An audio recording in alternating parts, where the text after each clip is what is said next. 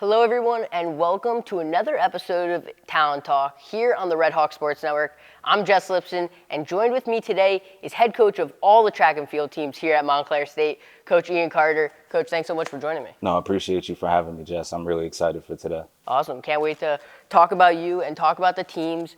I have to talk about the elephant in the room to start off, and it's your title as Coach Carter is the same name as one of my favorite sports movies. I'm sure you hear this all the time. Have you seen the movie? Oh, of course. Okay. One of my favorites. You emulate Samuel Jackson? Somewhat, my athletes can tell you better than I could tell you, but yeah, it's a little bit, little similarities there.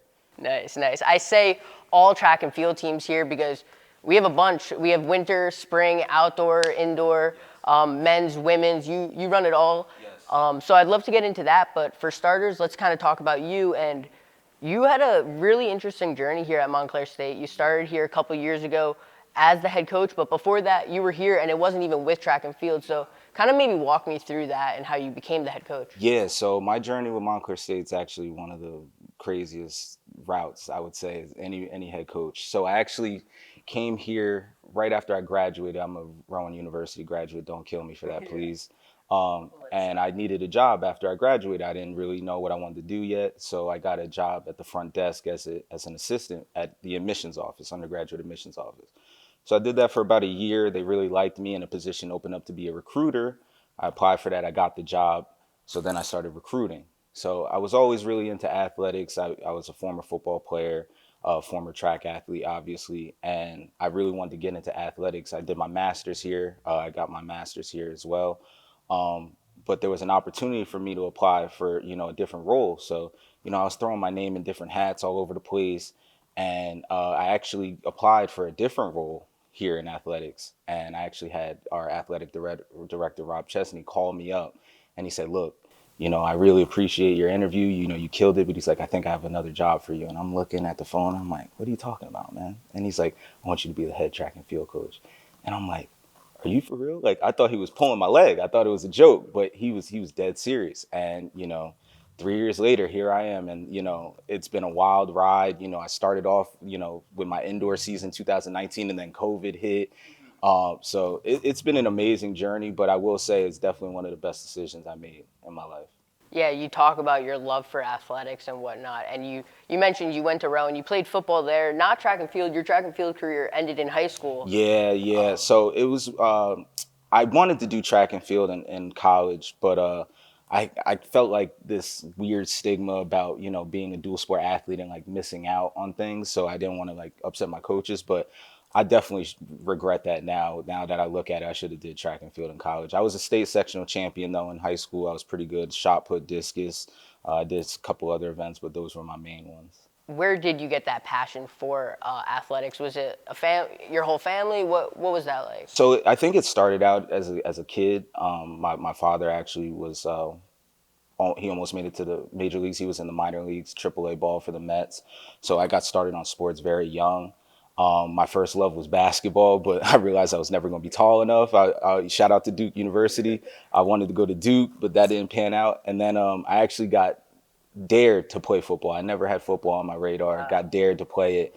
Ended up falling in love with it. And then when I went to high school, the football coach was like, you're going to do track and field. And then that's where I found that, and I fell in love with that as well. So it's just been like a revolving door. One door closes, another one opens up. But I have nothing but, great admiration for this, the sports, especially here at Montclair State and what they teach you outside of the sport as well. Now, there's so many different jobs you can take in sports, and you're head coach here. Was that something you always wanted to do, be a coach in some aspect? I'd be lying if I told you this. No, I honestly felt like I was not fit to be a coach because I was too competitive. I felt I would want it more than my students, but I'm happily finding out that they are just as passionate as I am. But that prior to, I was like, I'm not built to be a coach. Like, I'm going to get too mad or too angry. But I really do feel like I've adjusted very well. I have a really good rapport with my, student athletes, and I'm really blessed, with the team that I have. Now you mentioned a little bit. You did shot put and discus. What were those the main things that you specialized with track and field? Yeah, so when I was in high school, I started out. I tried to run. I didn't really care for that. My feet was hurting, so my coach was like, here, try out, this shot put, and I tried it, and I was like, oh wow, like this isn't that bad. And then I went to discus, and I just tried all different events out, but I really stuck and showed out in the shot put and the discus, and I just kept getting better and better as I went on, and like I said, I ended up being a state sectional champion. Went to groups, so it was nice. It was a really fun ride, and like I said, I wish I kept it going, but I was too headstrong about the football thing. Yeah, I mean, this doesn't have to go in, but you have Cam Martin, which is hilarious. He's doing everything there. Yeah, so now let's transition to the teams. And now you mentioned it earlier. You kind of started in 2019, and it was right when COVID hit. This season, at least, we're coming off the winter season where it was at least a little more normalcy. So what were some of your takeaways in the season overall? So it was weird to be the first and foremost because it was the first full season I've had since I've had this role. So first year I only did indoor. My second year last year we only did outdoor. So this is the first year we actually have a full, complete indoor outdoor season. So it was definitely weird, but I felt pretty good after the indoor season. We're a pretty young team for the most part. We have a lot of freshmen that came in that are very competitive. And I think we're like building our chemistry and coming along. We're banged up on the men's side, especially on the track, but I feel like they competed very well. I feel like we have a very high ceiling moving forward, and I'm really excited for this outdoor season. Nice. Now, you coach both teams, of course. What is that transition like going from winter to spring? Do the teams change up as well, or are they mostly the same runners? So the majority of it, I would say probably like 80, 85% of it is the same. A couple people got added on. Courtney Dalton is one of the spotlight people I would love to talk about. She's came out for the outdoor season. She's a distance runner, so she runs the 1500, 3K, 5K, and we took her to the Oscar Moore Invitational last week, and I promise you, she's gonna place high in the conference this year. She is a stud. So I'm really excited for that. But also the addition of, outdoor, there's more individual events. So we have 3 more throwing events. So all of our javelin throwers now are on. So we have senior coming back, Damian Valentine, who's going to have a big year for us. He actually went to nationals last year. So I'm looking forward him to continue that and actually go win it all this year. Cool. You mentioned you guys are coming off that Oscar Moore Invitational at your alma mater, Rowan, right? What did you kind of take away from that? I kind of saw some stuff about. I saw Griffith. I think he did really well. The hurdlers had a pretty good weekend. What were your takeaways from that? It was kind of what I expected. As far as I really think our strengths of the team, especially on the men's side, is the throws and the hurdles. I think that we're right kind of where we want to be at. I think there's room for growth. John is a phenomenal athlete, a phenomenal thrower. I think the sky's the limit for him. He broke our school discus record that meet last Saturday. So I'm really excited to see what he does moving forward. But as far as the meet, like I said, we're kind of banged up on the men's side. So I'm hoping to get guys back, get back on the track, get some good practices in. This week of practice has been good so far. I'm looking forward to getting out there today with them. But I felt good. Like, I don't really get too high or too low, especially early in the season. Really, you want to hit your stride like right before NJACs and, the championship season with regionals and nationals. So I feel pretty good about it. What does a season or maybe a whole year look like for a runner or someone in track and field, being that you're competing in the winter, you're competing in the spring? What does that fall look like? Yeah, so it's definitely a grind, and one of the biggest things is you don't want to plateau too early.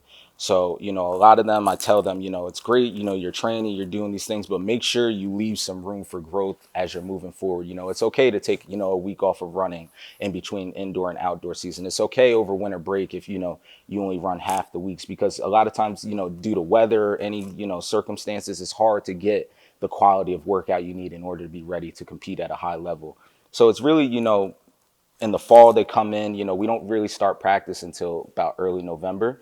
So a lot of times they'll do like their own captain's practices, which I'm not allowed to be a part of, but the seniors or upperclassmen will get them together and they'll go run, different workouts on their own, which is really nice. And then we start up in November. We train for about a good month. We usually try to have at least one meet before we go to winter break. That meets really just to see, get different competition, get like real live meet a feel. But then right after the break, after winter break, it's pretty much all go and it's straight through. We literally had like a week in between like indoor nationals to starting the outdoor season and getting ready for the meet that we just had this past Saturday. So it's very, continuous. It's very, you can't really miss a beat. So, that's why injuries are so tough. If you have a guy that tweaks his hamstring, that might keep him out two, 3 meets, depending on how severe it is. So, the biggest thing we try to do is, work hard in practice, but within reason. I try not to take them out when it's too cold so we can, prevent injuries, making sure they get in the weight room so they stay strong. But like I said, it's a continuous grind. You mentioned how they run captains practices and some of the leaders. I'm sure you have such a big team with all these events. You need the players to step up as leaders. And can you tell me a little bit about some of them and maybe even if you have captains? Yeah. So I'm one of the coaches. They might not like this, but I don't like to give the word captain out. I feel that everyone in their own right can be a leader in their own way. It doesn't always have to be vocal. It doesn't always have to be you telling people what to do. It could just be you by showing up and your work ethic every day. But a couple people that I would like to highlight are one person that actually hasn't even competed at all this year is Ethan Ars. He's a transfer that came in this year. He unfortunately tore his ACL prior to the season beginning, but he was one of the main catalysts of getting the our student athletes together and getting the workouts in. And he's a workaholic, man. He really goes hard. So his rehab's going great. I'm really excited to see what he does next year because I think he's going to be a great addition. But we have Ethan. We have Anthony DeMalo, who helps out a lot with the long jump. He's an excellent long jumper for us. We obviously have Damian Valentine for the throws. John Griffin is starting to come into his own as a leader. And then on the track, we have Roshan Wilson, Marcus Lennon, Cameron Martin, who's very big for me. So I feel like I have those guys that, when I need to get a message across, but I don't want to say it myself, I have them that can do it. And then on the women's side, I have Emily Albright. I also forgot Derek Pezzo. Can't forget Mr. Pezzo. He's very crucial for us in the hurdles. But Emily Albright's one for us. On the women's side, we have Tara Mastriani, who's also helpful in the throws. But I feel like I have a really good team, and they're high character people. That's one thing that I'm really big on is it's great that you're an awesome athlete, but you got to have high character and you got to care about your studies. I'm really big on that. Like you know, you're here for a job and that's to get a degree. This is just, an extra privilege that you got to compete. Now, you also have a couple other coaches on the coaching staff.